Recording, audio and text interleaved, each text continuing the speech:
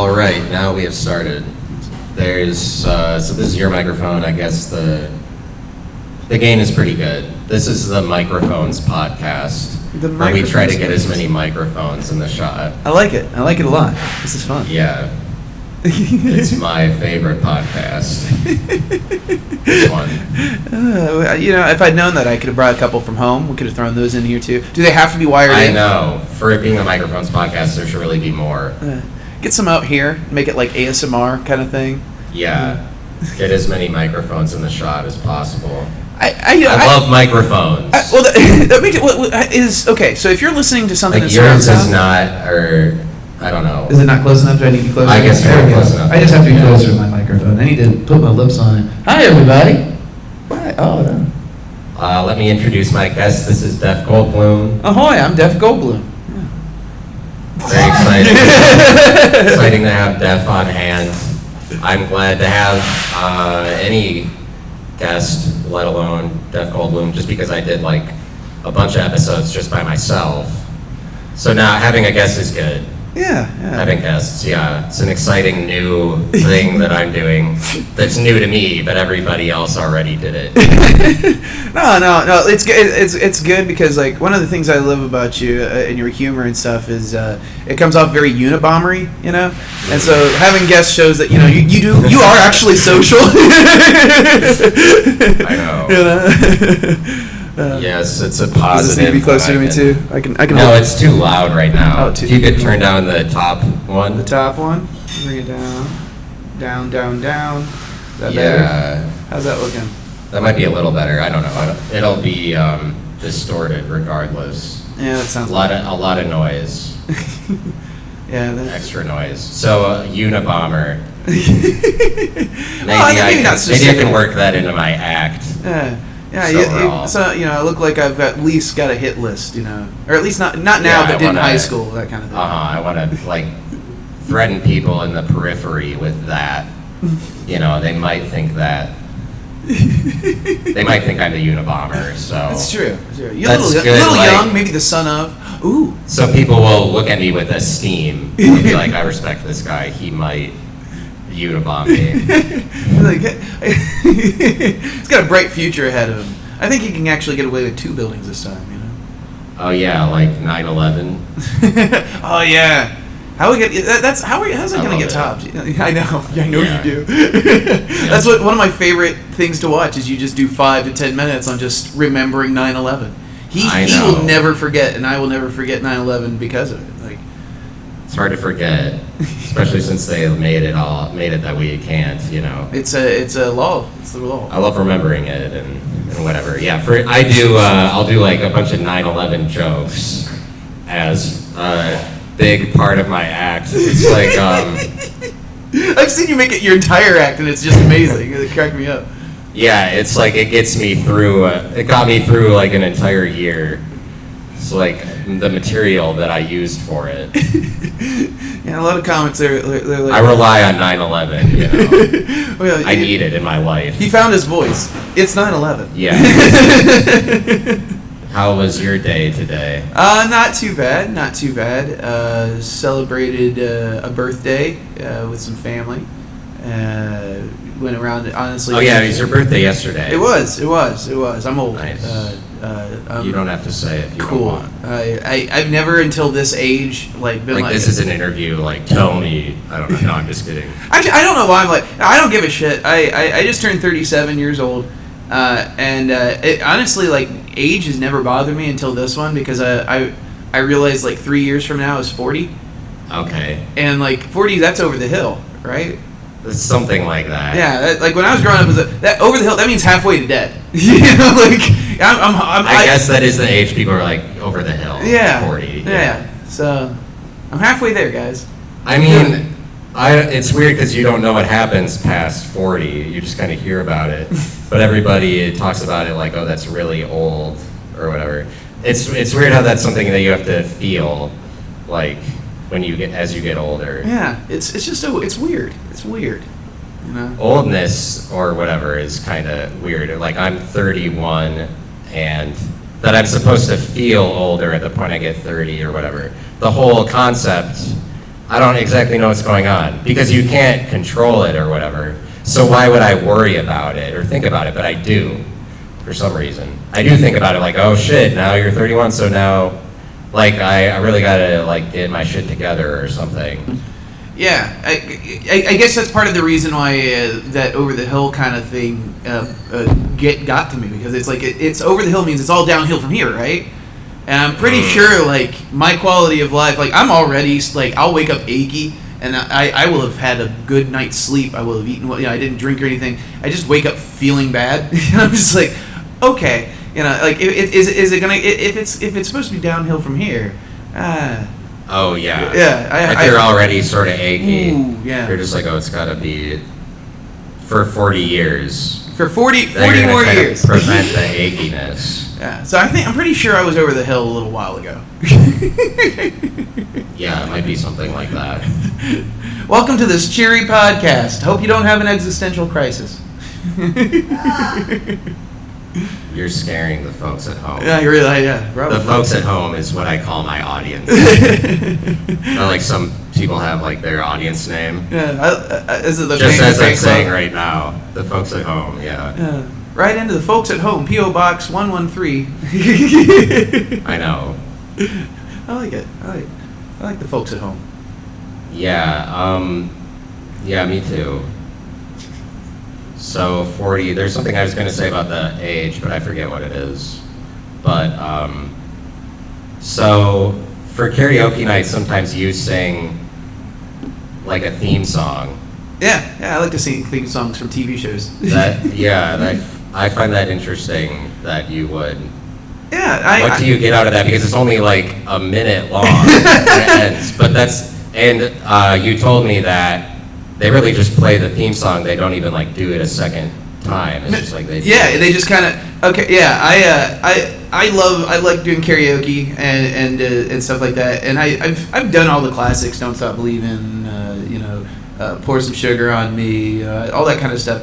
But often in the karaoke catalogs, you'll find like theme songs for like WKRP in Cincinnati, which is an obscure TV show, but I love that song. And you can do those are songs like the Cheers theme, where everybody knows your name. That's a full song. It's like a 3-minute song. Yeah. Okay. But when you do the karaoke version, they do the theme, so it's just the TV. So it's like a minute and 30 seconds, or just a minute long. But it's fun because it's almost like a joke. You get up there, like especially Cheers. You get up there. Sometimes you want to go where everybody knows you, and everybody's singing along. They're having a great time, and then and it just ends. And all right, thanks, Def Goldblum. You walk off stage, and everybody's like, "That's it." It's a little bit of a joke too. I don't have to do it too long, and I can get out of the way. I know. Whereas everybody before you was doing like a whole song. Yeah. Is it like you're joking on karaoke? I guess I don't even joke on karaoke. It's do you not respect karaoke? Is that why you do those minute-long theme songs? I respect the shit out of karaoke. Okay. Like I actually I don't believe in bad karaoke singers. Just so that if you're bad, you're just sober, maybe. No. I love watching people get up there of all range of vocal abilities and just give it their all. Or do you like to see someone bad or somebody good better at karaoke? Bad, or somebody who is like okay. I don't like to see somebody who gets up there and they're like, I know exactly what the fuck I'm doing, and they're up there showing off. It's right. That's what I do. Yeah, he's like it's if it's a little tongue in cheek. That's what I end up doing is I'm like, yeah, people are really just lucky to hear me sing. I do that a little bit. I sang "Tighten Up" by the Black Keys at Summit. Ooh. On Monday, so that's a good like alternative song that people aren't thinking about. And so it's like the song that you choose is a fun part of it, I guess, if you like really want to sing or whatever. But like I always feel kind of weird singing well. Yeah. No, if I'm doing a song that's one of those where it's like if I'm singing a song because it's like, oh, I want to hear myself, I want to try singing that because it is like a good singer song. It's never a song anybody wants to hear. It's always Peter Cetera of Chicago fame. I love Peter Cetera. Peter Cetera, if you're listening, I can't say I'm your number one fan, but I'm a big one.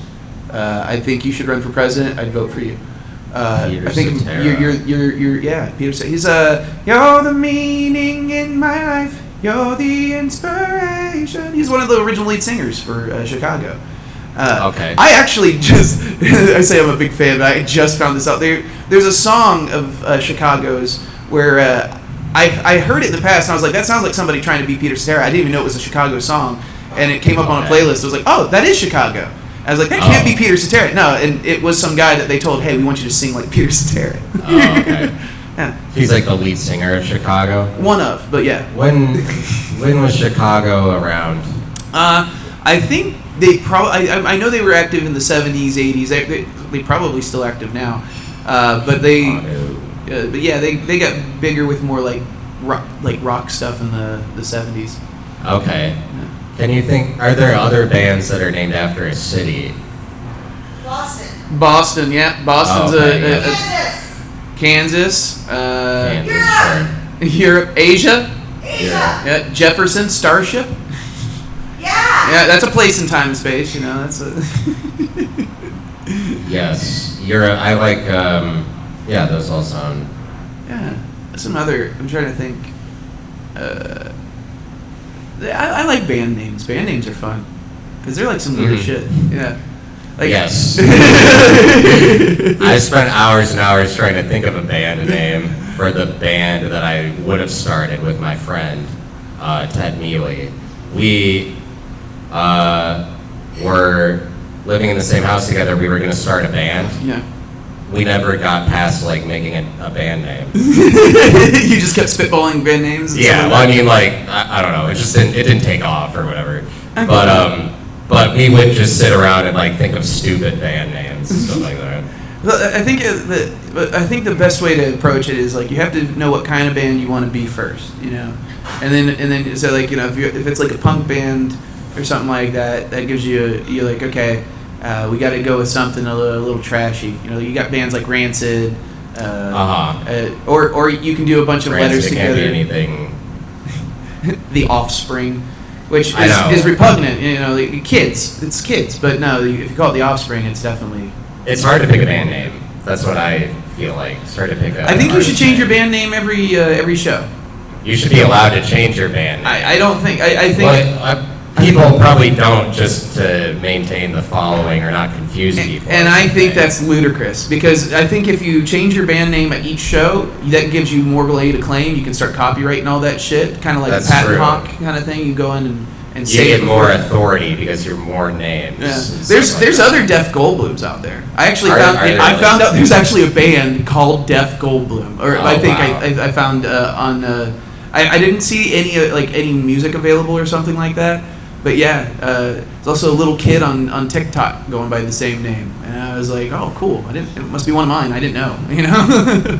Yeah, you should sue them. You're yeah. like, I got here first. I- But like, the more that I'm you gonna wait till they perform- make some money The more you first. perform as that is the more that you really are the real Def Goldblum, you know? Exactly. So you just gotta perform more than they do. Yeah.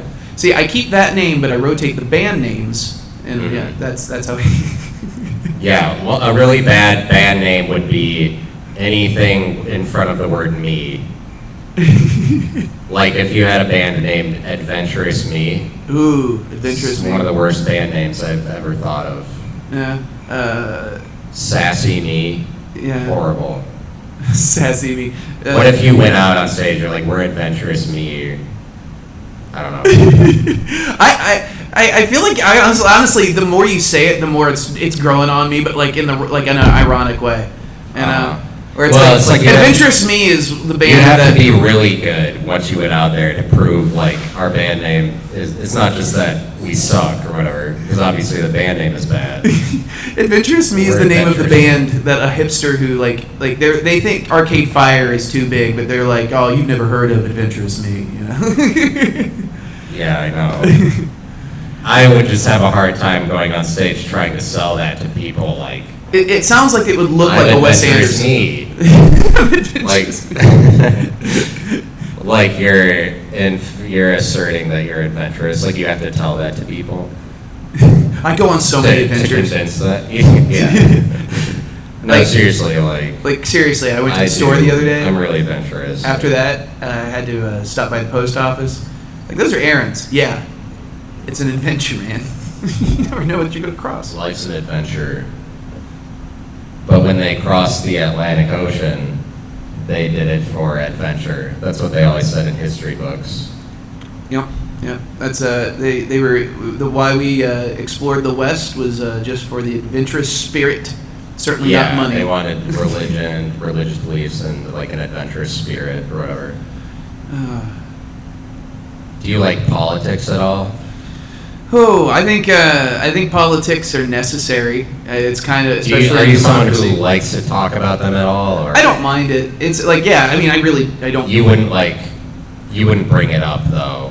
On your own. Sometimes you can't help it. Maybe a little. Yeah, sometimes you can't help it. Like Trump getting shot. Like day of, there's a comedy show that I was on, and it was like, it literally happened like 10 minutes before the show, and like everybody was looking on their phones as the show was starting. So it's like, how do you not address the elephant in the room? And so I didn't have to address it that night. Luckily, another comic did, and he was just all he simply said was just like, that much, That was just not enough to loosen everybody up. That's for sure. Yeah, politics is something that I go into when I don't have other things. It's kind of like the thing that is everybody who wants to talk philosophical about stuff, they have to do it through politics. Right. So everybody who's like thinks that they have something intelligent to say, it's like you kind of have to relate it to politics, or else people will be like, that's just crazy talk. Politics is kind of crazy talk, like people's takes on it and whatever. You're right, yeah. Well, and it's easy to point out absurdity because some laws are just absurd, and politics are a good way to kind of point that out, but politics in America are kind of weird right now, Certainly, yeah. It was like in 2002 we were all for it, like the election and stuff. Where like these guys know what they're doing. But it's kind of like really deteriorated our faith in government over the last 20 years. So now we're just like, oh, it's a shit show. So it's like a big funny thing. Like Trump is kind of a comedian. Oh, absolutely. Like he's a blistering buffoon and an absolute tyrant and terrible human being. Funny as shit. Yeah. Funny as shit. I like when he goes on stage and he'll like wrap himself in the American flag. Like that's kind of a almost next level thing where you're just like joking about the entire like, oh yeah, I love America. Yeah, and that's it. Like it's just like he says it. He brags about it. He's like, they love it when I hug the flag, and it's like he's not wrong. And it's scary. Like he and that's somebody said it on a different podcast where they said he's an honest liar, and that's the scary part about it. He's like they know they don't care. It is all means to bring the system down and put up the one they want. That's all they want to do. Yeah, pretty much. Hashtag Stop Project 2025. I will get fucking political on that shit. Yeah, Project 2025. I don't know what's gonna happen with that, but like that's what Trump really wants. It's just like a conservative. It's shift or whatever. Yeah. Oh, well, you like conspiracy theories and stuff. Oh, yeah. There's borderlines on it, but I mean, it's not. It's just blatant. Like that's just what he plans to do. Yeah, he's the salesman. He's the con man. He's the front. Yeah. He's the guy that goes out and does everything. Everybody else that's behind the scenes is paying all of this stuff. They're the people actually pulling the strings. Project 2025 is their playbook. He doesn't have to know it explicitly. He doesn't have to have written it. He just has to be the distraction and the running man while everybody else does the work for him. And when he was announcing J.D. Vance the other night, he was saying, J.D.'s going to be doing this job for a long time, very long time, maybe the rest of his life kind of shit. It's like, yeah, he does very much intend to set up a monarchy or at least a dictatorship of sorts where it's like, we choose who your representatives are because this is the saddest part of the right now is they believe that everybody is sheeple, that's not them, and that everybody's too dumb to think for themselves, and that we are just a republic. And they're willing to give the keys to a bunch of people saying, well, we're really a constitutional republic. We are a democratic republic. It's not just that we have a constitution, sure, But yeah. United States of America. That's Democratic Republic just in the name. In the name, exactly. Yeah. That is what we were designed to do. And these guys don't want that. They say we're too dumb, when in reality they're admitting to themselves, we don't know how to do this, but we trust them, or we're willing to let them do it. It's not even that they trust them. It's just we don't like what you guys have done because you guys have told us we're bad guys for how we feel about things and what we think. So we'll burn the house down, which sums up all the narcissism in Trump. Yeah, they're like angry about it, and they're like, yeah, we know what we're doing, and like the liberals are all like the SJWs and whatever, the woke people. They all shouldn't get a say. Yeah, which is it's like the new frontier is this conservative wave or whatever, and it's like it is kind of like that. The way that there is all this hope about liberalism in like 2009.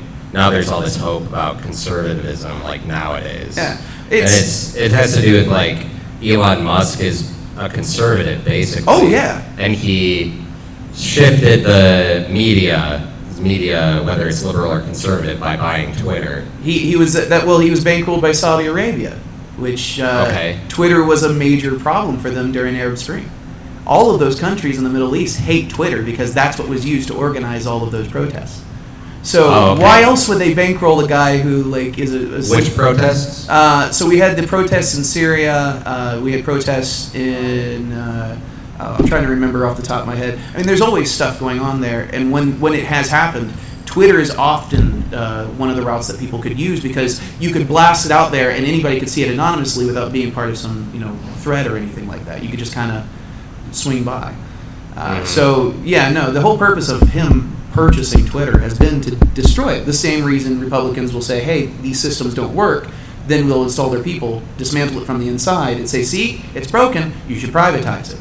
No, you guys are committing espionage. In his case, in Elon Musk's case, it's corporate espionage, just on a much grander scale. It's just because he owns it. It's just rotting him rotting it from the inside. With Republicans, they're just straight up anti-American. You think so? It's really easy to sell whatever you want. You can wear a flag and get away with whatever. They're pro money. The people who are actually in power. I'm talking about people who are actually in power. In what way are Republicans anti-American? They don't give a shit about what they don't want other people to actually be free and do as they please. They want everybody to conform to what they want. What is left in their beliefs are what's left of the old American Nazi Party that existed during and prior to World War II, I should say. Oh, okay. Yeah. Yeah, you should say like the Republicans are fascists. Oh yeah, they're fascists, absolutely. Yeah. That's why they get along with a certain group of Christians so well. Yeah, I would agree with that. A lot of people want it to be like Trump is. He's like Hitler. It's sort of like He wishes. I think that he's not nearly as smart. He has the charisma, but he's not nearly as smart. I know. Well, Hitler had a lot going on. He was sending submarines to Antarctica to figure out if there was shit going down there. Oh yeah. Whatever. Do you know about Operation High Jump? I don't remember. Is High Jump? Well, I remember he was like actually looking for like UFOs and weird shit like that around the world. Yeah. So which one was High Jump? High Jump is when the United States organized a mission for their troops to go down to Antarctica to find a Nazi base that they found out, intelligence found out about. Yeah. They're after World War II. And there's big secret thing because they're like, we can't let Americans know that the Nazis are still out there. Yeah. And they did. A lot of Nazis escaped to South America. Yeah. At least there. Let's say it's not that much of a stretch to believe they also escaped to Antarctica. They got lost. I know, yeah. They tried to find South America, but they have those German cities in Chile. Yeah, where literally just an entire that are the result of Germans that escaped South America. So I think we have that narrative that the Russians and the Americans closed in on Germany and then they killed Hitler in his bunker and that's how it ended. They slaughtered all the important people, but no, that way it's like, hey, the actual threat's gone. We don't have to worry about anyone else. Hitler killed himself in his bunker. I don't know. Would Hitler kill himself? Well, it's the same thing as we talk about how they talk about is that somebody who did all of those things, I don't know, that he would kill himself. Be like, oh, I'm so overcome with shame that this didn't work out. He's probably got he probably thinks he's still going to rule the world in some other way. Yeah. Maybe, didn't he kill his dog like the day before? Yeah. Yeah. I don't know. Maybe that's why. He thought they were gonna get hit the night before, and he was like, I gotta save my dog from what they're gonna rape my dog if they get in here. I gotta save him from that. So his love for his dog drove him. It was World War II. He's able to place the blame on his dog. Yeah, I like Jews. He didn't. He barked at them. Yeah. What was his dog's name? Do you remember? I don't know. Yeah. Probably something dumb. I don't know. If Hitler was good at naming dogs, I mean, he was good at. I wonder if he came up with the words for some of the stuff he was doing, like Blitzkrieg. I guess it was probably something that other people said. Yeah, I don't think he was like a Shakespeare. He was an artist, though. He was. He was an artist. I mean, yeah, but who isn't? But after the fact, it's like, what? Nobody ever wants to give him any credit for doing all that. But there's so many people that everybody wants to remember me for what I did. But how much fun do people have recalling World War II and like, oh my God, wasn't that crazy? And like all this shit that's made of it after the fact. But nobody wants all because one man was willing to stand up for what he believed. Everybody wants to remember me for what I did, not for what I loved. It's like, oh God, that's a scary idea. I'm sure that kind of stuff is out there. Yeah. So, what do you think about Biden stepping down? Are you happy? Yeah, honestly, like I'm an independent. I don't know who I would vote for. I want to vote for RFK because just to not fall into the two-party system. It's more of a longevity vote to go for a third party because the hope is like this year they'll get 9% and then next election they'll get 13%. It's really not. It's not impulsive. It's not for you. That's some really white optimism right there. Yeah, I guess. I mean, it's probably not going to happen. I think it's like if we want to talk serious politically, it's a smart move. I think it's going to be harder for him to corner her on a lot of things because he's the old guy now. Like that's all they've been saying. Kamala. She's the new one. Yeah. Alex Jones thought it was going to be Hillary Clinton. Yeah, of course he did. I can't believe he was wrong. It's going to be Hillary Clinton. I can't believe he was wrong about something. Well, I hear the new thing that they're saying is that it was a coup. You know, Kamala, because he'll get it wrong. Kamala committed a coup against Biden. Get it right. Yeah, I like Alex Jones. I like listening to what he has to say. If there was any coup, like if Kamala like forced his hand, it was probably like, hey, if you don't step down, I'm going to keep your Werthers away from you, kind of thing. He's like, oh gosh darn it, like Werthers, caramels. Yeah. Those things are Caramella Harris. Werthers, Caramella Harris. Caramella Harris, yeah. Kabbalah Harris.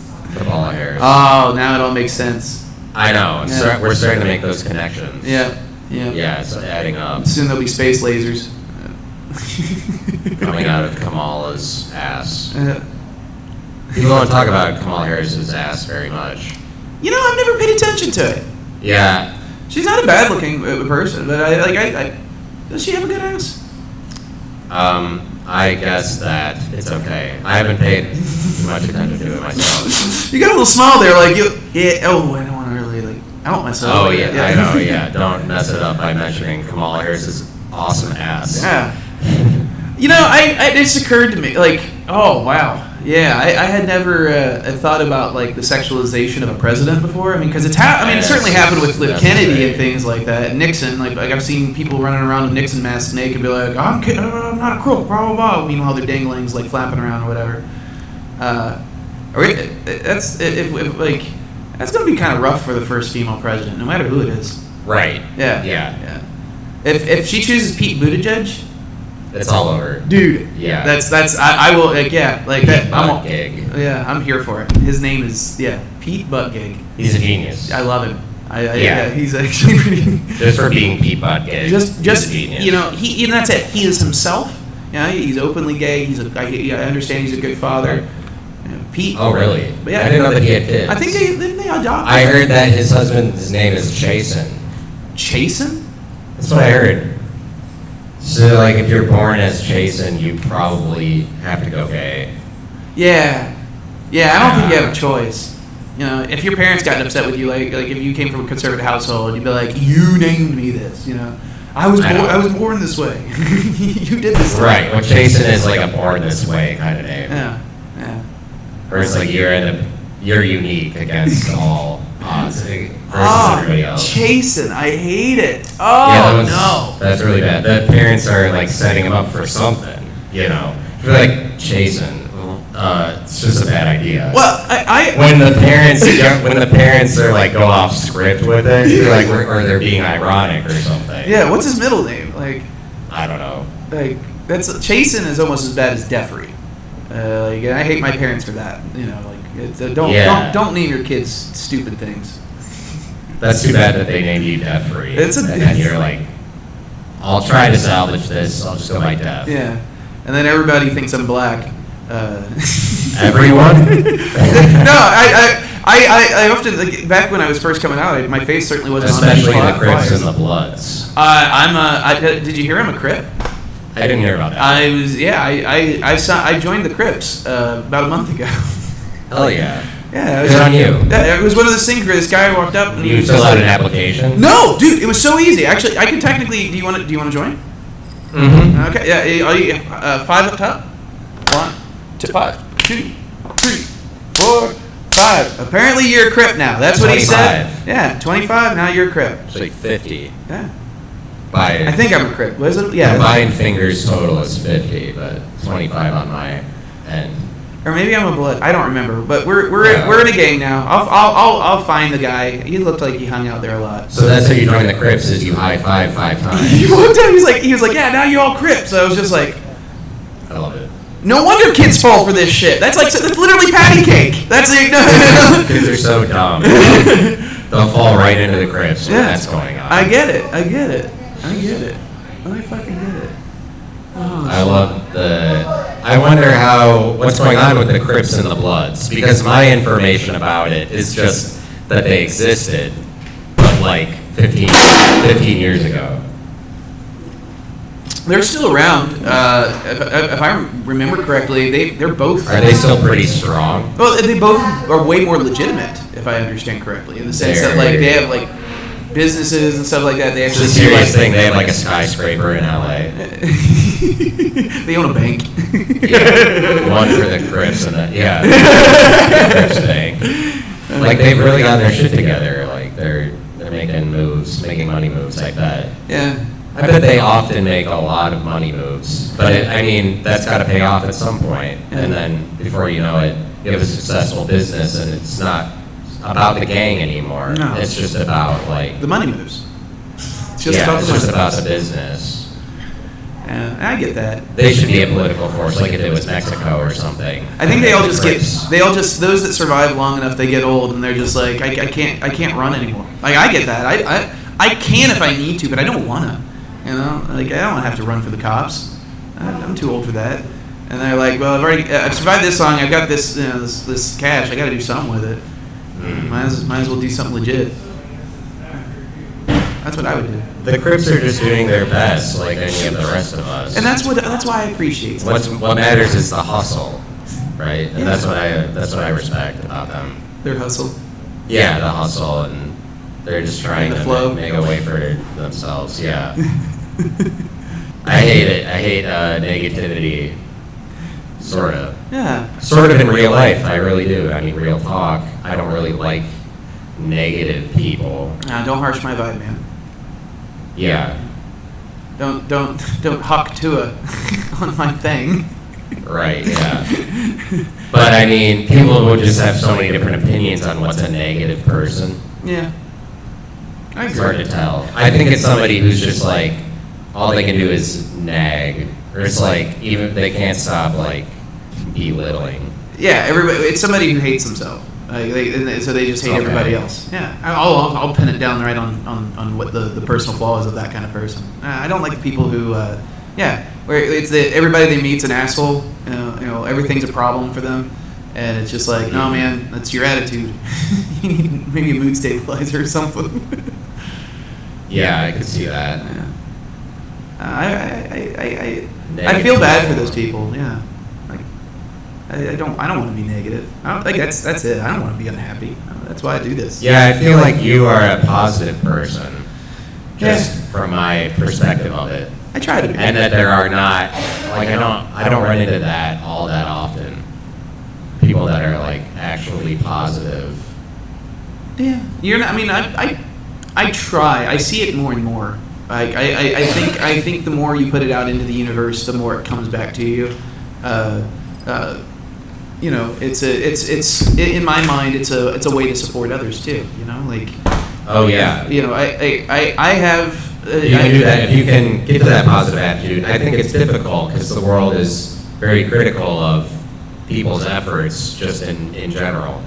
There's a crush on people's efforts for things, and like politically, I would say the upper echelons of people, of management, leaders in the authoritarian structure, they're conservative rather than liberal. Well, that's how they got there. Even the system works for them. Beyond Congress, beyond the president, I think that it's more conservative. Absolutely. Than it is liberal, and because of that, it's more of a downward approach, and regular people, the masses, are kind of subject to a lot of criticism rather than like liberalism or whatever. Yeah, absolutely. Like liberalism would be more open. I feel like it's just a conservative world more than it is a liberal world. It is, at least within the confines of like the system itself. One of the things I've found doing comedy and everything like that is, especially the people who frequent comedy, they're less plugged in. The system, I like to call it the Matrix because it kind of is. The way we see things. They're not as glued to their screens as other people. They can come out and be in the real world. Yeah. Yeah. I'm all about. That's my the real world. Yeah, it's the real world. A lot of people are losing sight of it. It's true. Is the real world necessary? Because there's a lot of people that'll just make a name for themselves playing video games in their basement. And that's fine. Honestly, I play video games. I watch streamers and stuff like that. Me and my friends actually have a tradition where we all get baked and watch Games Done Quick, which is a charity stream I'd recommend everybody check out. That sounds fun. It's where people speedrun video games, and there's some really cool stuff, funny conversations, some really cringy things that happen sometimes. It's great. Yeah, those are some of the best. I love it. What do you like to see that? Because you said you prefer to see a bad karaoke singer. Would you prefer? Do you like seeing a bad comedian? No. Okay, so with comedy, it is different. I don't necessarily like to see bad comedians. Well, okay, that's not. I'm lying now. I was gonna say no, because if they are genuinely bad, and I mean really bad, like unintentionally, like I will start laughing in a way that they think they're funny, and they'll keep going, and I can't stop because it's like I now know that they're encouraged by it, and they're just gonna like it's bad. And so like at that point, it becomes like this whole like cycle thing. There is definitely bad comedy, but it's at least in the Columbus scene, it's less common than other places. At least here, okay. I can even if the joke is not fully formed or there's no punchline yet, I can hear what they're going for, and I can still enjoy it and laugh and then I look forward to hearing it next time and seeing how it's punched up and stuff like that. Yeah. So you think Columbus, in comparison to some other cities, they are a bit more. They're ahead of other cities. There's more quality. Quality over quantity. I'm a firm person, and I like quality over quantity. And as every other city that I've checked that I've been through, or visited and done the open mics, and it's not. I don't mean to shit on anybody or any scene, but the quality of comedy in Columbus is so much higher than other places. Okay. And it's a big part of it is the way this community works. There are kind of cliques and stuff like that, but they all move within each other. Everybody kind of knows everybody knows each other. Everybody encourages one another. If somebody says, "Hey, I'm going to shoot this skit. I need some warm bodies," people turn up. You throw in some free food and stuff like that. Everybody's there. So. It's pretty connected, and like people know what's going on and stuff. Like the word gets out about stuff that's happening. It's a real community. It's not, it is a tiny industry in itself, in a way. Mm-hmm. So you think there's a number of other cities that don't have that exactly? Not the way we do. Now they may make it. They are profiting off of it. I wonder how bad you can be as a comedian. Like how bad can you be? It depends on how many friends you have. There's a few comics. I'm trying to think of that one guy. He's absolutely terrible, but he's got plenty of friends and he's been on TV shows. Yeah, that's a good point. Yeah. He's so bad I don't remember his name. I just know it's more about like networking. Yep. It's all about who you know. That's why that's true. I'm not trying to be famous. I just want to make enough money to get by and then entertain whoever I can along the way. That's all I want.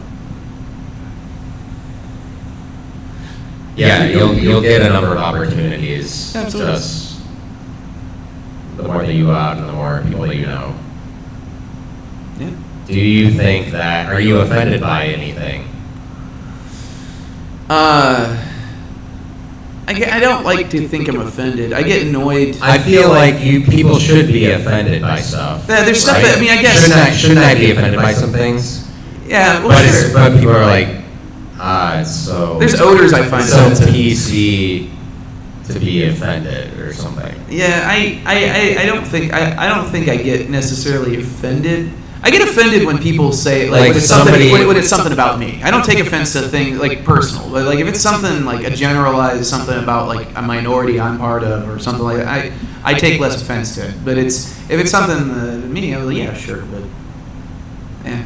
Yeah, but it'll like wear off. I think that it's kind of it works like diseases. Like you might receive a judgment from somebody that's particularly like you don't like to hear it, or like you might be offended by it. I think that you can't escape being at least a little bit offended or whatever by things. I don't know, unless it is like some people have such thick skin they hear nothing from the outside. Yeah. It doesn't work that way for me. I will get like partially offended based on how deep the judgment is. And if it's like a tough judgment, it's kind of like a disease where you have to think about it for a few days and then it wears off. And you're like, oh, okay, whatever. Yeah. Just wears off. I like that. Yeah, it's like you contract a sickness that somebody gave you.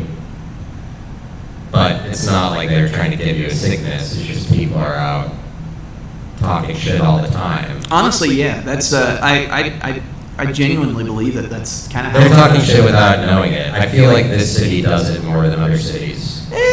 Well, okay, there's a difference between talking shit and then just talking. Like people, right. Yeah, and no matter what, if you're a performer, and especially in something like this, you are a little bit of a public figure. You're putting a microphone in your face. You're getting up on stage.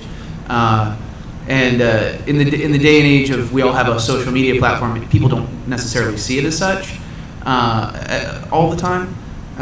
But no, there's sometimes I remember a comic one time getting upset. He's like, people talk behind my back, blah blah blah, and I was like, they're talking about how you mishandled some stuff like that, and like this is work.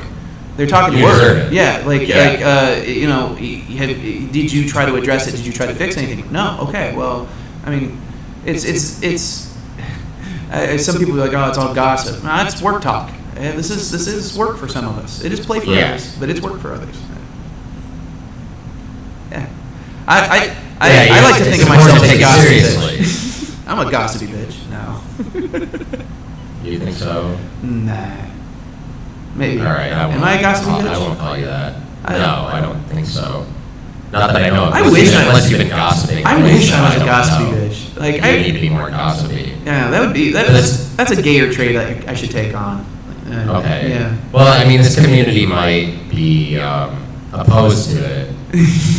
Like, Honestly. don't be gossipy. Maybe we should be more gossipy. Let's start some rumors. Well, it's like I feel like it's hard to criticize some people in the community. You know, they're not going to be like, that guy sucks, because everybody says that they're great. Yeah.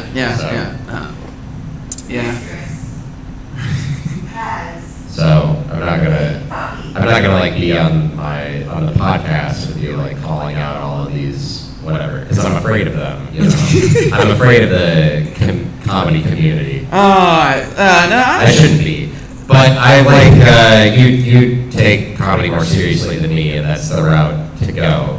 You made more appearances. You're a more accomplished comedian than me. Well, yeah. I've been doing it a bit longer. No, it's I mean, you can't be afraid of saying stuff, and it's really just you know, like I was on another podcast, and they kind of asked it. They're like, all right, who in the Columbus comedy scene do you hate? And like I told them, I was like, I don't hate anybody. Everybody was like, you make all these non-political answers. I'm like, no, this is like, it's how I feel. Like, and I genuinely, like, there's very little, like, there can be bad things to be said about a lot of people, sure. There's a lot of bad things to be said about me. But I don't like talking about bad shit either. I don't have to. Yeah. Did any of that make sense? I don't know. I got lost a little. Is it my eyes? You got lost in my I eyes? guess so. Might have been the glasses, those two eyes. Oh, yeah. I got lost in your glasses. You got lost in... I wonder if that's ever been used. Like, the guy is gazing into a woman's glasses, and he's like, I got lost in your glasses. I think that would work. Yeah, maybe. It might work. I don't know. What is Ruby Tuesday the best? Your favorite Mike the host? Well, I guess I like. It's my favorite. It's honestly my favorite place to perform comedy. Like even though it's not a comedy room per se. I like taking that space. It's interesting, the stage part of it. It feels like it's kind of, I guess it's a little indescribable. Yeah. Because it's like I don't know. I don't want to be critical of it. You can be critical. Because like being a commentarian is just kind of critical. There's nothing wrong with being critical, especially if it's creative. No, it is. So it is this big, wide stage. Ruby's on Summit. I host a monthly show there last Friday of every month. It's we do a showcase followed by Heckle the Comic, an open mic where the audience can heckle comics. But the stage, the way the room is set up is it's separate from the bar and like pool tables and stuff. The stage is huge. It's a big stage. Like there's plenty of space there, but it's old. It's old as hell, and that's one of the reasons. Oh yeah, that is kind of nice about it. It's like going there, like anything goes, kind of. Like when somebody's on the stage, it feels like something is happening. Also, that something is not happening, but like, but something is happening. You know? It's like watching a movie. In my mind, like whenever I'm always busy, but as I pass through, I'll see like conversations happening during the heckle mic, you know, because everybody's moving, everybody's kind of talking and stuff, and it's like a movie where you like the camera would pan across and you just see all these little things happening at tables, and meanwhile the comic is on stage, you know, telling jokes, and a handful of people are listening, and it's easily my favorite space in Columbus to perform, for sure. Yeah, I like it there. It's a good place. I like it. Also has a very scary bathroom, and I love that too. Oh yeah, is it haunted at all? All of it, yes, especially the bathroom. Yeah. The building that old. Do you believe in ghosts? No, but I do believe it's haunted. How is that possible? I don't know. So you don't believe in ghosts, but you believe in like hauntings? Well, yeah, sure. You gotta believe in ghosts. No, I'm more spiritual. But that would be sort of ghosts. No, ghosts. That's tied to religion and stuff. You know, I believe in spirits. Okay, so you think it's like a spiritual realm? Yeah, it's tied to the moon and one of the star signs. I can't remember which one. It's probably the moon. Yeah. The moon is behind it. You can't stop the moonlight, Matt. So you don't believe in ghosts? No. Okay, so you would just be like, you turn it into a big joke, I guess.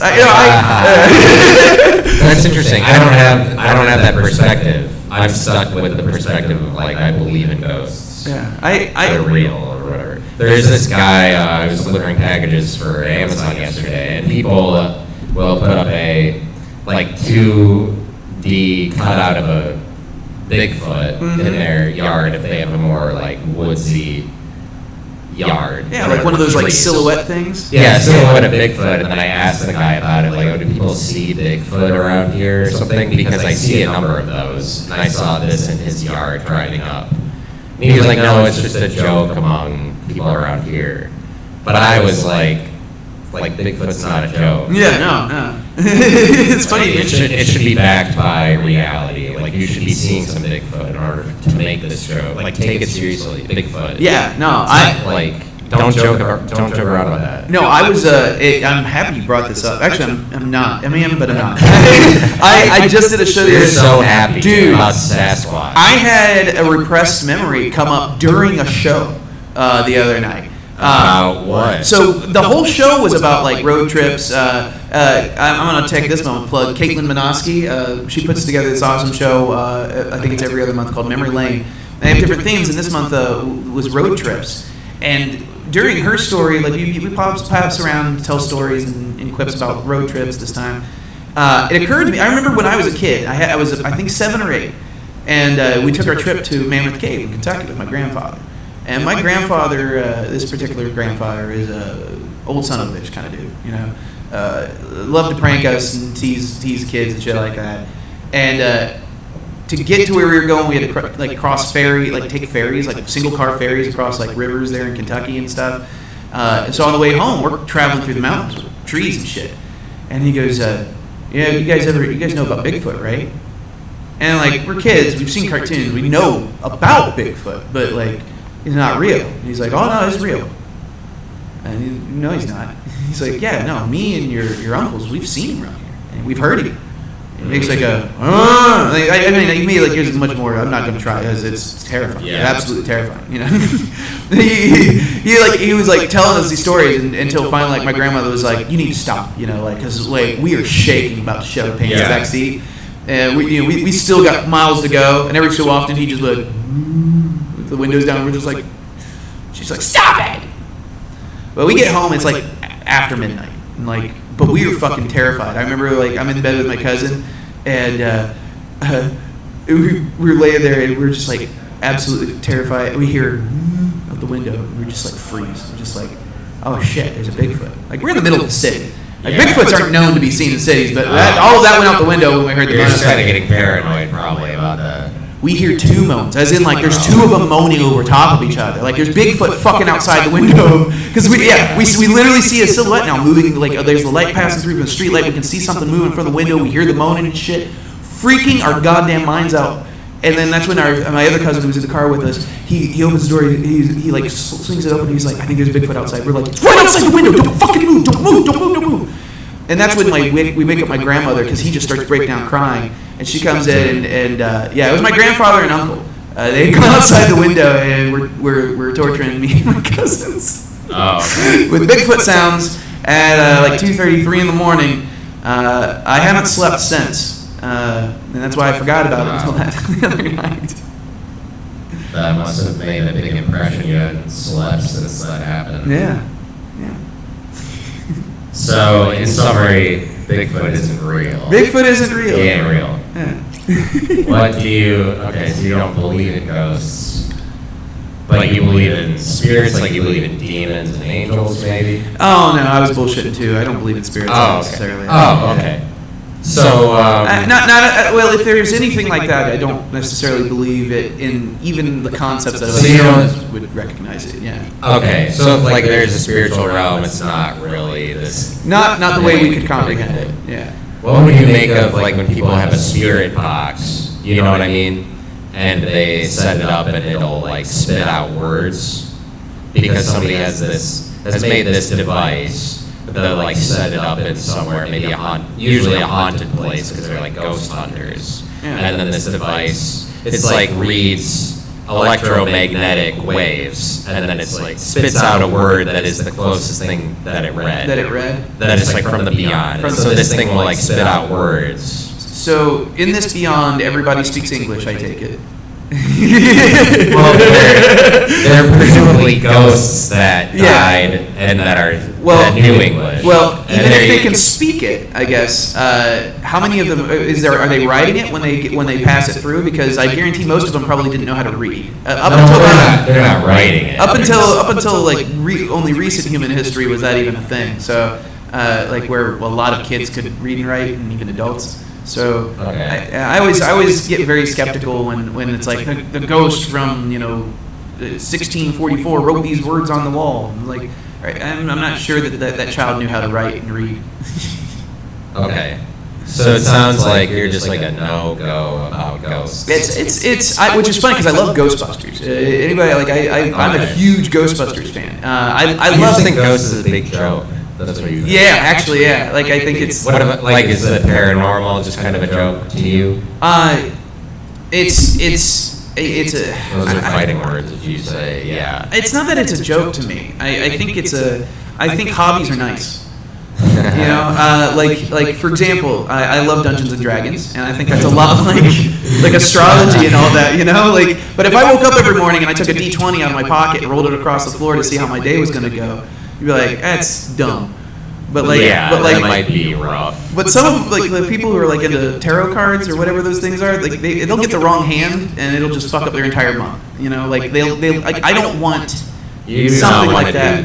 No. Yeah, no, you don't want to do like tarot cards. If you're for like a fortune that you get, it's like I'm not going to go to a fortune teller because they might be like, this will be the rest of your life, and it's. And then it's like, and then you're trying to interpret it in terms of that. Yeah. Regardless, that sounds really actually pretty terrifying. Now that I am saying that. Yeah. And what if it doesn't turn out that way? The way I'm thinking of it right now is like it's like a curse. Mm-hmm. It's like a curse. You go to a fortune teller and they tell you something sort of bad. It doesn't even have to be that negative.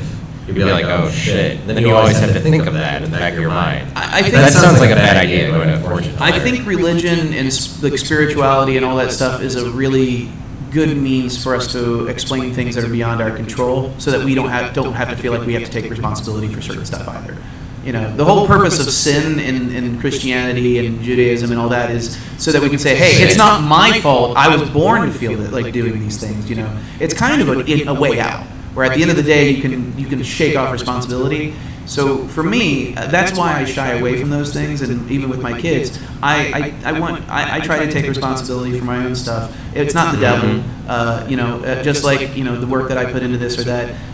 The effort I put into it is my effort. If it's by the grace of a God, cool. But it was channeled through my hands, or through my friends' hands. And so like I would rather praise them. I agree with that. I don't like the irresponsibility of it, like a religion, where you place your responsibility on a God. And tarot cards is basically saying, like, here, plan my future for me.